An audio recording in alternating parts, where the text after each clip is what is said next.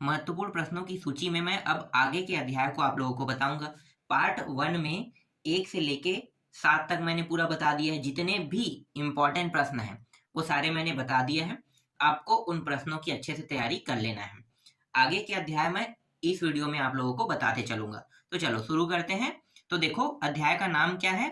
दो विश्व युद्धों के बीच। यहाँ पे अ लिखा है, इसका मतलब ये है, ठीक है, अ पार्ट है, मतलब ये रूस से संबंधित है। ठीक है, रूसी या रूस लिखा रहेगा। तो आप लोग जब भी प्रश्नों को ढूंढोगे तो इसी नाम वाले अध्याय में ढूंढना, ठीक है, तभी मिलेगा आपको। तो चलो देखते हैं। देखो 1 अंक, 2 अंक और 5 अंक के प्रश्न इस अध्याय से आएंगे। ये ब्लूप्रिंट के हिसाब से आ रहा है ना, तो ब्लूप्रिंट के हिसाब से मैं बता रहा हूँ 1, 2 और 5। तो 1 अंक का जो प्रश्न है वो तो बुक से आते हैं, तो वो जो है वो मैं आपको नहीं बता सकता कौन सा आएगा। पर 2 और 5 में मैं बता सकता हूँ कि कौन सा प्रश्न आपके एग्जाम में आएगा और कैसे आपको तैयारी करना है। ये सारी चीजें मैं आपको वीडियो के माध्यम से बताते रहता हूँ ना। तो हम इस अध्याय में देख लेते हैं 2 नंबर वाले प्रश्नों को। तो देखो 2 नंबर वाले प्रश्न जो है अति लघुत्तरीय प्रश्न है ना, वो 2 नंबर वाले प्रश्न है। तो रूस के बड़े किसानों ने सामूहिक फार्म का विरोध क्यों किया, कह रहा है, ये प्रश्न इंपॉर्टेंट है। ठीक है, इसका उत्तर भी लगा हुआ है। मंदी का किसानों पर क्या प्रभाव पड़ा, ठीक है, इसका भी उत्तर यहाँ पे लगा हुआ है। और ये जो मैं प्रश्न बता रहा हूँ आपको परीक्षा बोध या परीक्षा सार में ही मिलेगा। ये जो प्रश्न है ये आपको गाइड कुंजी में नहीं मिलेगा और आपको इन प्रश्नों को पढ़ना है। तो आप क्या करना, पहले नोट्स बनाना, ये सारे प्रश्न लिखना और इन सभी का उत्तर जो है नोट्स के माध्यम से एक कॉपी में लिख लेना। ठीक है, आप लोग अगर नहीं चाहते हो परीक्षा बोध परीक्षा साल लेना, आपके पास पहले से गाइड है तो गाइड से पढ़ सकते हो, कुंजी से पढ़ सकते हो। पर छोटा जो प्रश्न है 2 अंक का, वो प्रश्न आपको गाइड कुंजी में नहीं मिलेगा। इसीलिए इन प्रश्नों के लिए अलग से आप लोग नोट्स बना लेना और नोट्स बना के उसमें इनके उत्तरों को लिख लेना और उन्हीं को आपको पढ़ना है। जो मैं बता रहा हूँ उनको आपको पढ़ के जाना है। आपको ज्यादा नहीं पढ़ना है, जिन जिन प्रश्नों को टिक लगाया जा रहा है सिर्फ उन्हीं प्रश्नों को पढ़ना है, वही सब प्रश्न एग्जाम में आएगा। तो चलो अगला प्रश्न देखते हैं। देखो तीसरा क्या है, रूस की बोल्शेविक क्रांति कब और क्यों हुई, है ना। इनका भी उत्तर यहाँ पे लगा हुआ है। छोटे छोटे प्रश्न जो है ना, ये बस आपको गाइड और पूंजी में नहीं मिलेगा, बाकी सब प्रश्न मिल जाता है। और परीक्षा सार में ना हो ना ये प्रश्न, तो अति लघु प्रश्न में जितने भी प्रश्न है बस उनको पढ़ना है आपको और ज्यादा नहीं पढ़ना है। ठीक है, मैं परीक्षा सार तो नहीं रखा हूँ, परीक्षा बोध रखा हूँ, इसलिए आपको परीक्षा बोध में ये प्रश्न मिल जाएगा। लेकिन परीक्षा सार में ना हो प्रश्न, तब आपको जितने भी प्रश्न अति लघुत्री में दिखाई देगा उन प्रश्नों को पढ़ लेना। देखो इसके बाद ये प्रश्न, छठवां, सातवां प्रश्न, ठीक है, इन सबको पहले टिक कर लो। फिर ये 8वां प्रश्न, 9वां, 10वां, 11वां, ये 2-2 नंबर के प्रश्न हैं। और ये रहा 12वां प्रश्न, 12वां, 13वां, 14वां प्रश्न, 15वां प्रश्न, 16वां प्रश्न, 17वां, 18वां प्रश्न। और एक और प्रश्न है, ये 18वां और एक 19वां और 20वां प्रश्न। ठीक है, इसके अलावा और कुछ प्रश्न हैं, ये सब 2-2 अंक के प्रश्न हैं। एक प्रश्न है ये वाला, ठीक है, इनको देख लेना, 2 अंक के हिसाब से आपको पढ़ना है, बहुत ज्यादा ये छोटा कर लेना। और इसी तरीके से ये वाला प्रश्न भी 2 अंक के हिसाब से देखना है।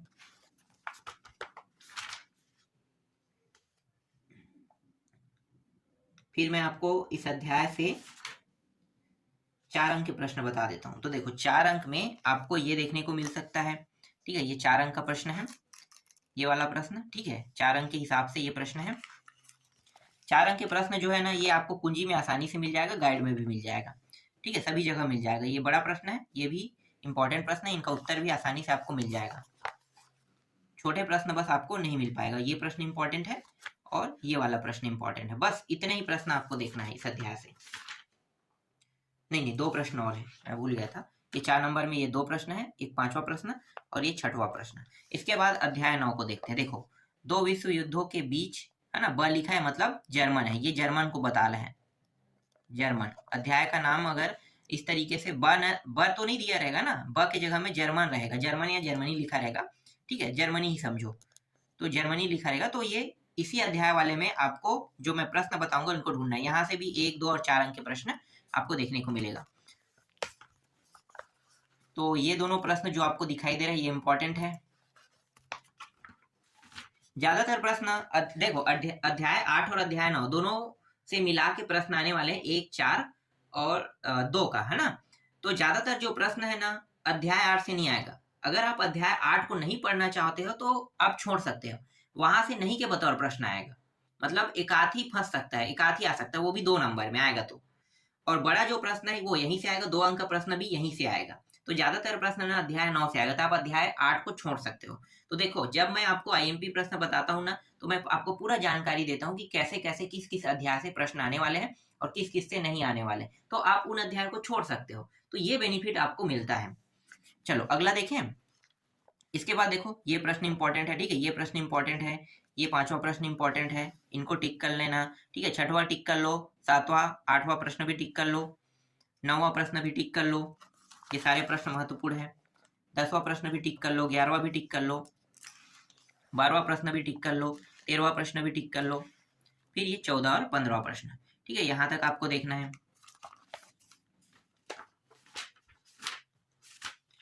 इसके बाद लघुत्तरी प्रश्न क्रमांक जो 4 अंक के प्रश्न है ना उनको मैं आपको दिखा देता हूँ। देखो 4 अंक में ये प्रश्न इंपॉर्टेंट हो गया, ठीक है, ये प्रश्न आपको देखना है, 1 हो गया।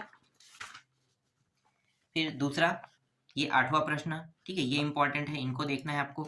फिर ये 9वां प्रश्न, ये वाला, ठीक है, इस नाम को देखना है ना, नाम से ही आपको खोजना है प्रश्नों को, ये इंपॉर्टेंट है। फिर ये वाला प्रश्न, ठीक है, द्वितीय विश्व युद्ध के महत्वपूर्ण परिणाम कह रहा है, वर्णन कीजिएगा, ये प्रश्न इंपॉर्टेंट है। इसके बाद ये दीर्घोत्तरी में दूसरा देखो, हिटलर विदेश नीति विश्व युद्ध का कारण स्पष्ट कीजिए, ठीक है, ये प्रश्न इंपॉर्टेंट है। उसके बाद तीसरा को तो नहीं देखना है, चौथा प्रश्न देखते हैं। देखो ये फांसीवाद और लोकतंत्र में ना अगर ऐसे प्रश्न है तो क्या करना है, अंतर बताने के लिए आएगा, तो अंतर बताने वाला प्रश्न है तो इनको आपको देख लेना है, ठीक है।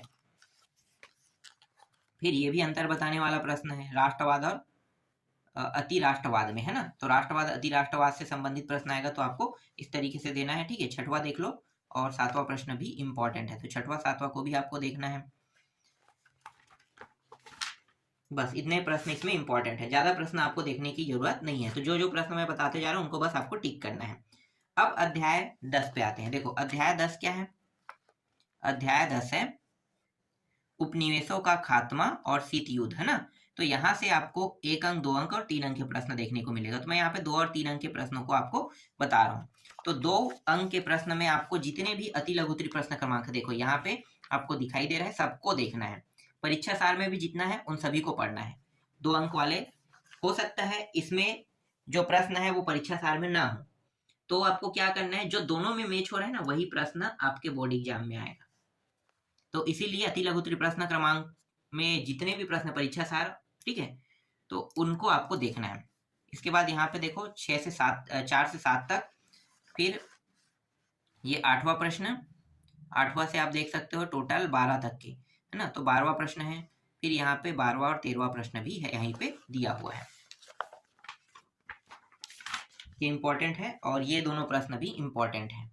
तो देख सकते हो, मतलब ये तीनों 14, 15, 16 ये सब 2-2 अंक के। अब 3-3 अंक के प्रश्न देखते हैं, ठीक है। इस अध्याय से 3 अंक के भी प्रश्न आने वाले हैं। तो 3-3 अंक के प्रश्न में देखो ये प्रश्न 3 अंक का है, छोटा सा है, ठीक है, इसमें दिया हुआ है, बड़ा बड़ा दिया हो ना। तो देखो समानताएं हैं, अलग है, ये अलग अलग टॉपिक आ गए, एक टॉपिक नहीं आएगा। अगर समानताएं पूछेगा समानताएं बस बताना है, 3 नंबर का प्रश्न है। अंतर कहेगा तो अंतर आपको बताना है। तो इस तरीके से ये 3 नंबर के प्रश्न है। फिर अगला जो प्रश्न है ये है, ठीक है, शीत युद्ध में परमाणु शस्त्रों की भूमिका के बारे में पूछेगा, 3 अंक का प्रश्न है। 3 अंक का प्रश्न ये भी है, इसको भी आपको टिक कर लेना है। और ये 3 अंक के प्रश्न ये भी है, 3-3 अंक के, तो इनको भी टिक कर लो। चौथा प्रश्न, ठीक है, 5वां प्रश्न को भी आपको टिक करना है। ये सब 3-3 अंक के प्रश्न मैं बताते जा रहा हूँ। 6वां प्रश्न भी 3 अंक का है, 7वां भी 3 अंक का प्रश्न है। इसके बाद 11वां प्रश्न आपको देखना है, ये प्रश्न है, टिक कर लेना। 11वां प्रश्न, नाम देखना है ना, प्रश्न दिया हुआ है ना, तो ये किस नाम से, देखो वियतनाम के स्वतंत्रता आंदोलन में भूमि सुधार का क्या महत्व था, ठीक है, ये प्रश्न। तो हो सकता है ये पुराना परीक्षा बोध है और नया परीक्षा बोध में ये आगे पीछे हो सकता है, तो इनको जरूर देखना है ना, ध्यान देना आप लोग। फिर ये वाला प्रश्न इंपॉर्टेंट है, 14वां प्रश्न इंपॉर्टेंट है। और दीर्घ उत्तरी से तो आपको कोई प्रश्न देखने को नहीं मिलेगा, लेकिन ऐसे कुछ प्रश्न जो 3 नंबर के हिसाब से है तो उनको देख लेते हैं। जैसे कि ये दीर्घ उत्तरी का चौथा प्रश्न है ना, नाम देख लेना। फिर ये वाला प्रश्न छठवा, ये इंपॉर्टेंट है। और 3 नंबर में ये प्रश्न भी इंपॉर्टेंट है। बस इतने प्रश्नों को आपको देखना है अध्याय 10 में। ठीक है, परीक्षा बोध के अध्याय 11 देख लेते हैं। नाम क्या है भाई अध्याय 11 का? 20वीं सदी में संचार माध्यम, है ना। बुक में इनका नाम अलग जगह होगा और यहाँ पे अलग जगह है। ये अध्याय 11 में, बुक में हो सकता है ये 14 में हो, 15 में, 16 में, कहीं पे भी हो सकता है। तो 20वीं सदी में संचार माध्यम वाले से आपको 1 अंक और 6 अंक के प्रश्न देखने को मिलेगा। तो डायरेक्ट चलते हैं 6 अंक के प्रश्नों को देखते हैं। ठीक है, यहाँ पे अति लघु उत्तरी प्रश्न अगर होगा तो आपको देखना ही नहीं है, वो आएगा ही नहीं। ठीक है, छोटे छोटे प्रश्न जो है इस अध्याय से आएगा ही नहीं, बस आपको बड़े प्रश्नों को देखना है। तो बड़े प्रश्न क्या क्या है भाई? दीर्घ उत्तरी प्रश्न, है ना। तो दीर्घ उत्तरी प्रश्नों बस को देखेंगे हम लोग। तो सभी प्रश्नों को छोड़ते हुए सिर्फ दीर्घ उत्तरी पे फोकस करेंगे, क्योंकि 6 अंक के प्रश्न यहाँ से आएगा।